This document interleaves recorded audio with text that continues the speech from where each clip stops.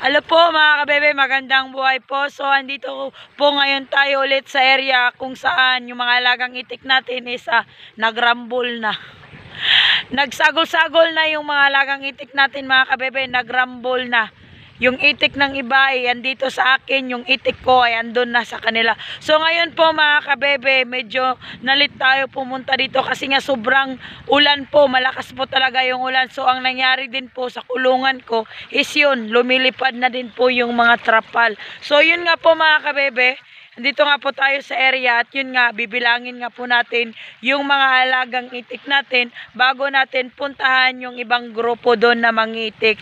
At para malaman po natin kung ilang itik ba yung napunta sa kanila at ilang itik ba yung meron sila dito sa atin. So yun po yung problema mga kabebe pag ganitong tumataas na po yung egg production po ng mga alagang itik natin.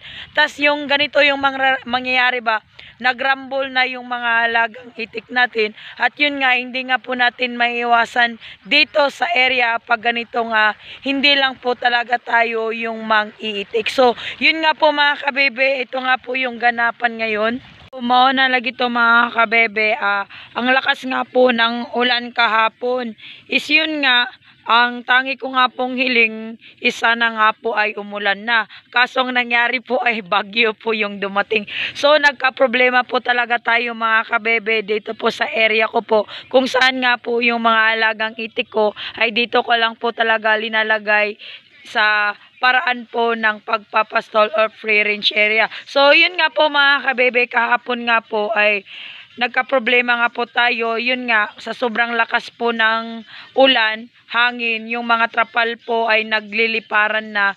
Tas yung mga alagang itik ko ay nagrambol na po sa ibang grupo. So yun po yung problema ko po kahapon mga kabebe. Nagsabay-sabay po yung gagawin po natin. Binigyan po talaga tayo ng trabaho. So yun nga po mga kabebe, kahapon nga po, kasi nga po ay nagrambol nga po yung mga alagang itik natin sa magkaibang grupo. So ang nangyari ay ito po mga kabebe, nagbibilang na naman po ng mga itik. Ito pong binibilang mga kabebe is itik ko po itong binibilang. Kasi nga po ay nung nakarang araw nga po ay nagtaka nga po ako bakit biglang-biglang bumaba yung egg production samantalang tumataas po yung egg production ng mga alagang itik ko. At sa area na pinaglagyan ko po mga kabebe is maganda din naman yung plaster nila, sakto yung patoka, tas nagpapakain din po tayo ng duck layer. So yun nga po mga kabebe, sobrang nagtaka nga po ako bakit ganun. So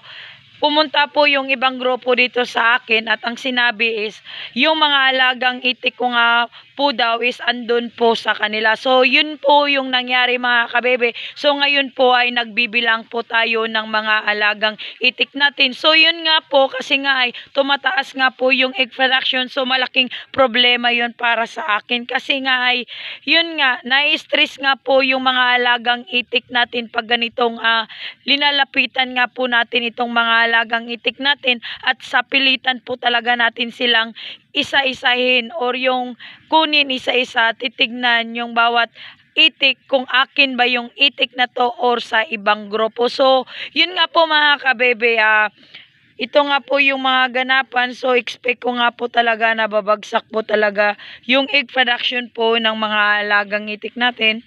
So yun nga po mga kabebe, ito nga po yung araw din po mga kabebe at nakikita nyo naman din po kasi nga kahapon sobrang lakas nga po ng ulan. Hindi lang po yun ulan kasi sobrang lakas ng hangin, parang bagyo na po. So nagliliparan po lahat ng trapal ko dito sa kulungan. So ang nangyari po mga kabebe, ito na po yung mga itlog natin ngayong araw. Nakikita nyo naman po, sobrang dumi po talaga ng itlog po ng mga alagang itik natin. Kadahilanan is kahapon nga po is nakuan ko na to yung nabilad ko na po itong mga gurami mga kabebe. Kaso pagkahapon is biglang bumuhos po yung ulan, tas ganito po ang nangyari. Yun nga, nagka-problema nga po tayo dito sa kulungan ko. So ito nga po yun mga kabebe, naging kamuti na po talaga itong mga itlog natin. Pero yun nga, Dahil nakikita nyo naman po talaga mga kabebe, sobrang basa na po talaga ng kulungan. So ito po yung gagawin natin. At para naman po ay wala na kasi masyadong kuan dito yung Rizal, medyo malayo-layo. So masikat naman yung araw ngayon. So ang mangyayari, kanang bungkago na lang nato ni, tas patuyuin na lang din po ng sikat ng araw kasi napakahirap po talaga mga kabebe pag ganitong nangingitlog na po itong mga alagang itik natin, tas basa po yung itlog. Sure na sure po talaga tayo, lalong lalo na ngayon na maulan na po, yung buyer po na bibili nitong mga itlog is masilan po talaga kasi alam naman po natin pag basa yung itlog is malaking problema po talaga. Pero itong mga itlog po ng mga alagang itik ko po mga kabebe, hindi po ito nabasa sa ulan, kundi ay yun nga kanabitang nag-moist lang siya ba kasi nga umulan din po kagabi. So ito nga po mga kabebe yung ganapan natin. At yun nga sa egg production nga po ng mga alagang itik natin is nipundo siya. Medyo yun kumunti po yung egg production kasi nga po ay hindi ko po nakukuha pa yung mga itlog doon sa yung mga itik ko sa kabilang grupo.